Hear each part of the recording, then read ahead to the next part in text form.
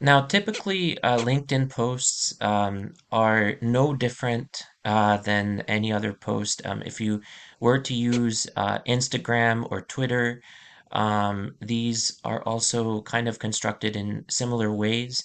Additionally, there are now interfaces which you can use to coordinate and schedule postings. And the timing of postings, when to post them, these are also considerations that you may be thinking about. So during the morning hours, right before work, there may be more traffic. Additionally, there may be traffic in the afternoon, evening. And then depending on the topic, maybe something like eye strain, people would be more likely to think about in the afternoon or evening. So this might be a better time to post for more coverage, broader coverage. This is how one of the posts looks like that I showed you. This was the eye strain post. And here's an infographic about this. And then people take a look at your post and comment, have the option to comment and provide some additional insights. And a lot of times there's good discussion regarding this.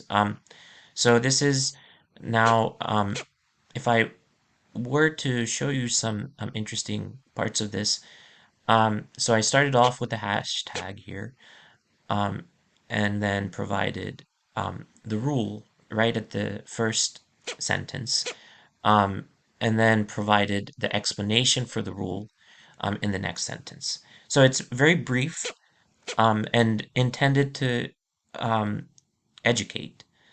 So then the next step is to look at how to implement this. And so these are all ways that you can make people aware about your health communication piece with chronic disease. Additionally, um, if you were to um,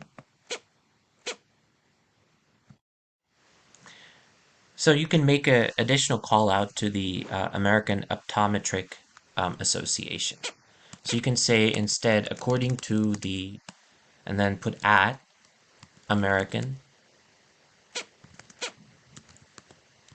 Optometric Association. And there you have it, a health communication piece. And there's the hashtags. Thank you for listening.